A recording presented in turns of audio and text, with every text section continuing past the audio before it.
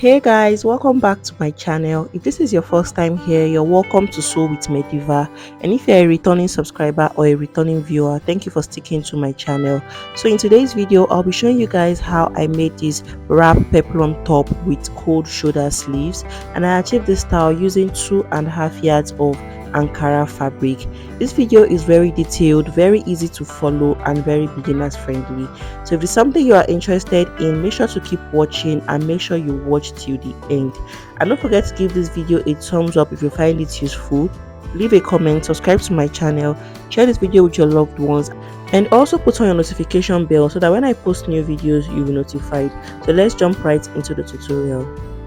So like I said, I made use of 2.5 yards of African print fabric for this top, and you also need your lining, you need your tape rule, your ruler, your scissors, and your chalk. So let's go ahead now to fold the fabric. So this wrap top is divided into two. The upper part, which is from the shoulder down to the half length, while the lower part is the peplum, which is the half length down to the full length. And from my shoulder to my half length is 16 inches. And I added 1 extra inch for the joining allowance. So we're going to start with the upper part of this top, which I have cut out already.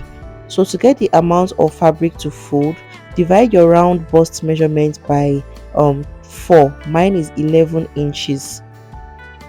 So you can see I have 11. Then I added 3 extra inches to it because of the seam allowance and did that. So when you open it up, you're going to have 28 inches wide fabric, as you can see. So this is for the back panel. So because it's a wrap top, the front panel is 6 inches bigger than the back panel, as you can see. So towards the center front, I have extra 6 inches for my front panel to give that wrap effect in front. I hope you guys understand. So what we're going to do now is to fold in these 6 inches to the back this way, because we want to cut both the front and the back panels together and we don't want that part interfering. So right now I'm going to place the front panel on top and the back panel will be under. So after we folded in that 6 inches, you can see that we have exactly the same fabric size for both the front and the back panels. So the first thing I'm going to do is to mark a starting line at the upper part of my fabric, which is going to be the shoulder line. So from that shoulder line, I'm going to take all the vertical measurements I'll be needing for this top. So the first one is from the shoulder to the bust point. So mine is 11 inches. I'll go ahead to mark 11 inches. And the next measurement is from the shoulder to the half length, which is 16 inches for me. So go ahead to mark your own appropriate measurements and then extend the lines this way. So this is the shoulder line, the bust line, and the half length line. So come over to this shoulder line and place your shoulder to shoulder measurements divided by 2. So mine is 8 inches. You can remove half an inch from yours if you want the shoulder area really opened. And from that 8 inches, I'll come down by my round armhole measurements divided by 2. So mine is 9 inches. Go ahead to mark yours and then connect the lines together all the way up and then further extend it this way. So the next thing we want to do is to place the neckline. So the wideness of the neckline I want is 4 inches, but I'm going to mark 3.5 because of the turning over with the lining. And the depth of the back neckline I want 2 inches, but I'll mark 1.5 inches because we're going to use half an inch to turn over with the lining. So I'll go ahead to just mark it on the back panel as well. So the front neckline is going to be a V-shaped neckline. So I'm going to take 6 inches. I'll come down by 6 inches from the shoulder line. So you can use any neckline and depth of your choice. I just don't want mine opened in front. So this is the back neckline and this is the front. So the next thing is to mark the shoulder slope. So come over to this armhole line and come down by 1 inch. So from that 1 inch, connect it to your neck width, forming a slant this way. So the next thing is to mark the armhole curve. So come over to this line and get the midpoint. Mine is 4 inches. So I'm not going to come in by 0.5 inches because it's a cold shoulder sleeve. It's not necessary. So on the bust line, mark your round bust measurements divided by 4. Mine is 11 inches. And then I'll just go ahead to form a curve this way This is going to be the armhole curve. So the next thing is to place the dart. So to get the dart line, divide your nipple to nipple measurements by 2. Mine is 4 inches, and I'll add half an inch to it for joining, making 4.5 inches. I'll mark it on the half length line and also on the bust line. So on this lower part, I'll take 0.5 inches, half an inch on both sides of the line. And then on this bust line, I'll come down from that 4.5 inches by 1 inch, and then I would connect it this way. So this 0.5 inches, I'm going to slant it all the way up this way just to form the simple dart. So this is what we have. The next thing is to place the round body measurements. So on the bust line, I'll place the round bust measurements divided by 4. Mine is 11 inches, and then I'll add 1.5 inches for seam allowance, making 12.5 inches. And on this half length line, I'll place my round waist measurements divided by 4. Mine is 9.5 inches. I'll add 1 inch for that and 1.5 inches for seam allowance, making 12 inches. And then I would connect the points together all the way up this way. So the next thing to do is to cut it out. So before I cut it out, I'm going to make small notches on this that area for both the front and the back panel.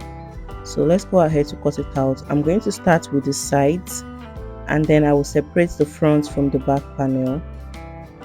So right now I'm going to come down by half of an inch for the back shoulder slope and just connect it this way, and then cut out the neckline. So I'll set the back panel aside now. I'll work on the front.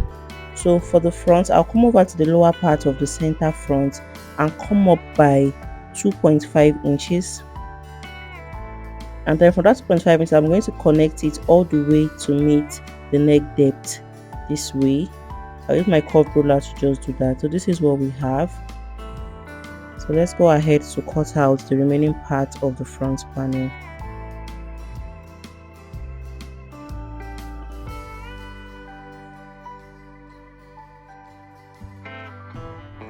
So after cutting out, I'm going to open up the center front so that I can have 2 pieces.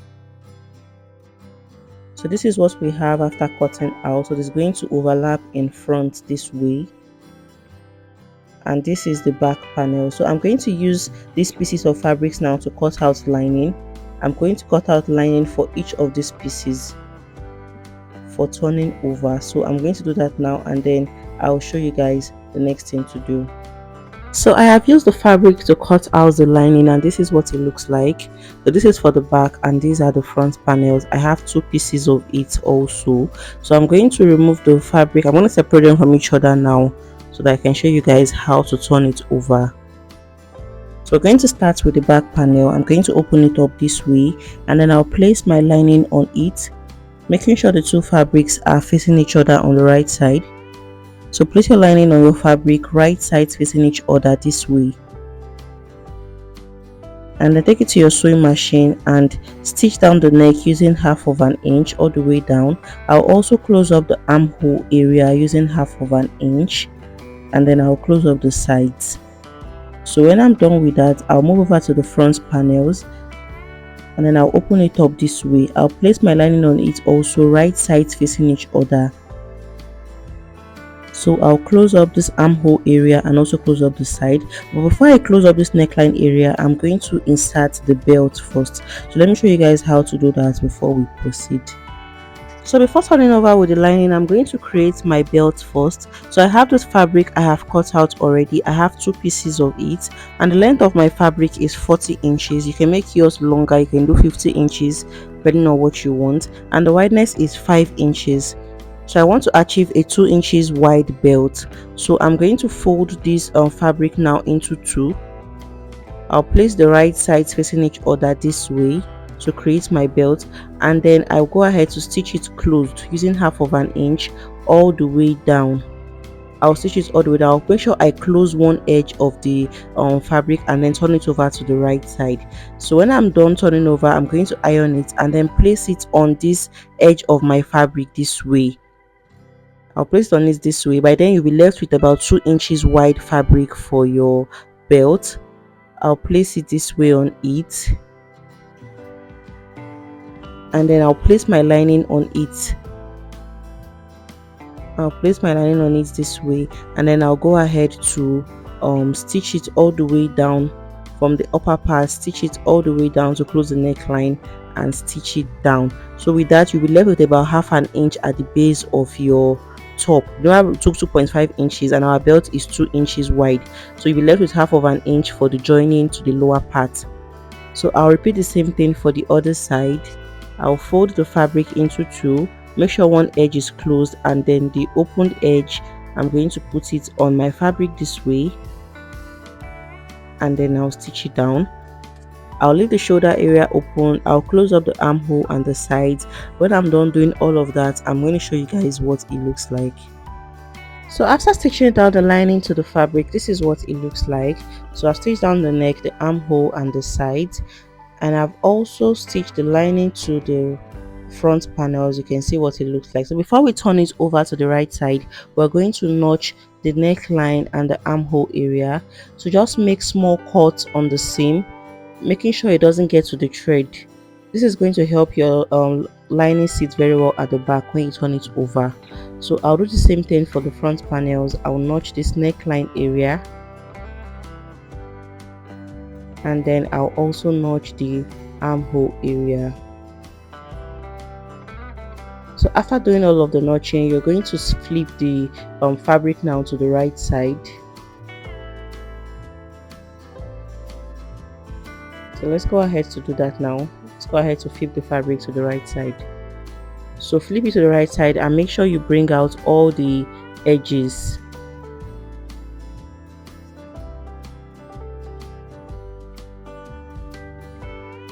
So I'll also flip the front panel to the right side, and after turning it over, you can see how neat the belt appeared on the right side. So I'll flip the other one to the right side as well and show you guys.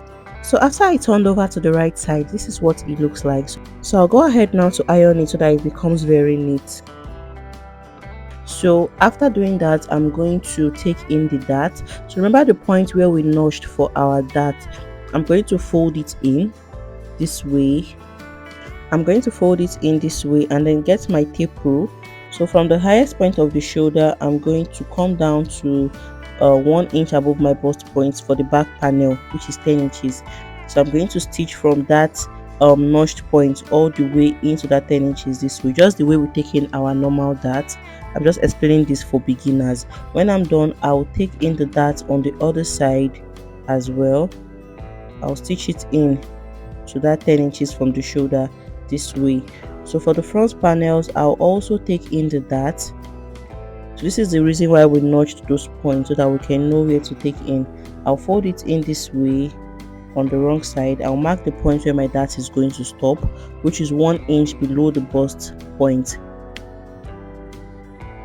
So I'll fold it and stitch it all the way down. I'll repeat the same thing for the other one and show you guys what it looks like. So after I took in the dart and ironed it out, this is what it looks like. This is the dart on the wrong side, and this is what the back panel looks like.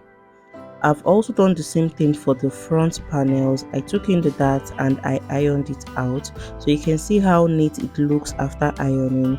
The next thing is to join the front and the back panels together. So I'm going to place the front panel on it this way, right sides facing each other. So go ahead to place yours this way, and then I'll also place the other one this way, and then I'll go ahead to join the shoulders together using half of an inch. When I'm done, I'll close up the sides using the remaining 1. Remember, we've used half an inch to turn over with the lining. So when I'm done closing up the sides and the shoulder, I'll show you. So after joining the shoulders together and the sides, this is what it looks like. So this is what the wrong side looks like. You can see the top looking beautiful already. So we're moving to the lower part of this top, which is the peplum part, and the first thing you want to do is to measure what you have on the waistline area. So go ahead to open up your top this way, starting from the point where you attach the belt. Go ahead to measure what you have on the waistline. So for mine, I have 48 inches, but I'm going to make use of 49 inches because of the folding allowance. So we're moving to the peplum part of this top, and I have this fabric here. It's about 1 yard and a quarter. It's in a fold of 2, as you can see. So I'm going to further fold it into 4. So fold your fabric into 2 first and then fold it into 4. So fold it into 4 this way. So the full length of this top is 28 inches and we've already worked with 16 inches for the upper part. So we're left with 12 inches for this peplum part. I'm also going to add 1 inch to the 12 inches for my folding allowance. So when I measure what I have on one of these edges, which is the closed angle, I have about 23 inches, which is very okay for the length I'm working with. So now you can see that the fabric is in a fold of 4. Fold it into 4 equal parts this way. So remember the waist circumference that we measured after we were done with the upper part is 49 inches. So I'm going to divide that 49 inches now by the constant 6.28. Remember that when you are cutting a full circle, your constant is 6.28 to divide your waist circumference. So mine, I got 7.80. So divide whatever you got after you measured the waist of your blouse by 6.28. So mine is 7.80. So from this apex, I'm going to just approximate it to 8 inches. I'm going to take 8 inches all the way around, making sure my tape row is at the apex, and then I'll connect the points together. So after connecting, I'm going to add the full length of my peplum, which is 13 inches, to this 8 inches now. This is going to give you the accurate length you want. So remember I have 8 inches here. I'm going to add the 13 inches I want to use as the length of my peplum to it, making a total of 21 inches. So from that apex again, I'm going to take 21 inches all the way down. So you can work with whatever length you want for yours. This is just the one I used for mine. So I'll mark it all the way down this way and then connect the points together. So to make sure that you're on the right track, go ahead to measure what you have on this edge. So mine, I have 13 inches, which is the length I want for the peplum, and the other side I also have 13 inches, meaning it is accurate. So before I cut it out, I'm going to add half of an inch to this upper part for the joining allowance. So let's go ahead to cut it out.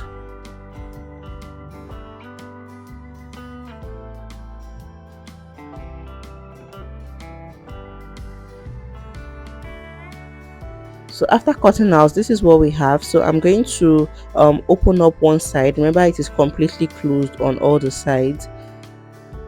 So I'll open it up on one side this way. So before I attach it to my the upper part of the top, I'm going to finish up the base. So to finish up this kind of curved base, you're going to have to stitch it very small first. Take 0.5 inches in the first time. Don't double fold it to stitch. Take 0.5 inches first and stitch it all the way down. When you are done, fold another 0.5 inches again and stitch it down. So your fold is going to appear neater if you do it this way. So the next thing to do is to attach the peplum to the upper part of our top. So the first thing is to get the midpoint of the waistline. So fold the upper bodice into 2 equal parts and get the center back.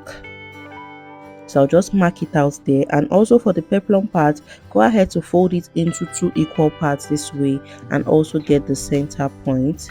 I'll notch it out. So I'm going to open up the upper part this way, the waistline area, and I'm going to merge the part where I notched to the point where I marked. So the part I notched on the peplum, I'm going to merge it to the part I marked on the upper bodice, and then I'll use my pin to hold it down. So you're going to start stitching from that center point. So I'll stitch from that center point now. I would merge the waist areas together and stitch it all the way down to the edge. I'll do the same thing for the other side. I'll stitch the waist together. So when you get to the edge, you're going to notice that you have some excess on both sides. This is because of the extra 1 inch that we added. So you're going to fold in that 1 inch. So that is the essence of adding that extra, so that you will have something to fold if you're not using a lining to turn over. So when I'm done with that, I'll show you guys what it looks like. So guys, after I joined the upper and the lower parts together, this is what it looks like. And I've also gone ahead to finish up the edge of the blouse. This is what it looks like. So another thing you're going to do is to create a hole on the side that you want your belt to pass through. So I'm going to just open up about 1 inch on one of the sides for my belt to go in. So the next and final thing we want to do is to cut out our cold shoulder sleeve. So let's go ahead to do that. So for the sleeve, I have the fabric cut out already. and I have 2 pieces of it. So I'm going to show you guys how to get the measurements of fabric to cut out. So what I did was to divide my round armhole by 2, so mine is 9 inches, and to that 9 inches I added extra 5 inches because of the gathers effect. So I have here 14 inches on fold. So depending on how much gathers you want, it depends, that's going to determine how much extra you're going to add to yours. And I'm going to be cutting the 2 sleeves together. So the length of my sleeve is 7 inches, but I have 10 inches here because of the elastic casing at the upper part and also the folding allowance at the base. So for the coat shoulder sleeve, I'm going to come down by 5 inches on my armhole area. So you can make yours lower, you can make it higher, just depends on what you want. So that 5 inches is where my coat shoulder sleeve is going to start from. So I'm going to get one piece of my fabric and place it under the armhole this way, making sure the open angle is towards this side, and then I'll leave about 1.5 inches at the upper part of the fabric, as you can see, just above that 5 inches mark. Let me just roll it out for you guys to see. And I also left 1 inch on this side for closing up the sleeve. So I'll go ahead now to trace this shape I have on the fabric this way. So when you remove it, this is what you will have. So this is the part we are going to cut out. So let me just extend this 1.5 inches, then I would cut it out. So right now I'm going to use this sleeve to cut out the second sleeve. I hope you guys understand what I just did. So after that, I'm going to notch the point where my elastic casing is going to stop, which is the actual length of the sleeve. So when you open it up, you'll have something that looks like this. So I'm going to fold in 1/2 inch and then fold in 1 inch and stitch it all the way down for my elastic casing. I'll stitch it all the way down. So when I'm done with that, I'll do the same thing for the other one. I'll fold in 1/2 inch first and fold in 1 inch, making sure the fold is stopping at the notched point. I hope you guys can see it, and stitch it down. Stitch it all the way down. So when I'm done, I'll finish up the base of the sleeve by folding it twice and stitching down. I'll do the same thing for the other one and show you guys the next thing to do. So I've gone ahead to insert the sleeve for one side of the armhole, and this is what we are trying to achieve, the cold shouldered gathered sleeve, and you can see how beautiful it looks.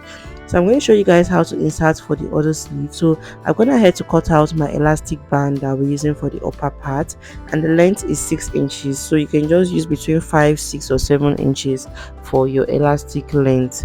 So I'll pass it in through my pin this way, and then I'll go ahead to insert it into the casing.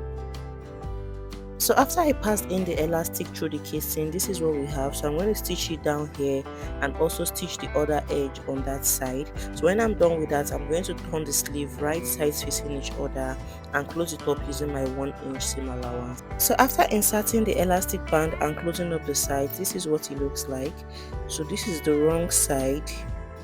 So this is the 1 inch allowance I took in. So let me show you guys now how to attach the sleeve to the blouse. So go ahead to open up the armhole area of your blouse. Open it up this way and then turn the sleeve over to the right side. So the part of the sleeve where you joined together, go ahead to merge it to the part of your blouse where you joined together, that armhole area, and use your pin to just hold it down. Use your pin to hold it down, and then remember this is where the coat shoulder is going to stop. So I'm going to fit in this part of my sleeve into it this way. So you can see that it stops directly on that 5 inch mark. So I'll use my pins to hold it down. You can use your pins to hold it down as well so that it can be easy for you to join it. So what I'm going to do now, I'm going to start from that point and stitch it all the way up. When I'm done, I'll come over again to this side and stitch it all the way up this way. I hope you guys can see. You can see that the sleeve fits perfectly into the required space. So this is how to fix your coat shoulder sleeve. So when I'm done, I'll show you guys the finished product. So after inserting the sleeve to the top, this is what it looks like. You can see how beautiful the sleeve came out, and I've also finished up the base. Like I explained, I folded in 1/2 inch first. I stitched it all the way around, and I folded 1/2 inch again to get that really neat finishing.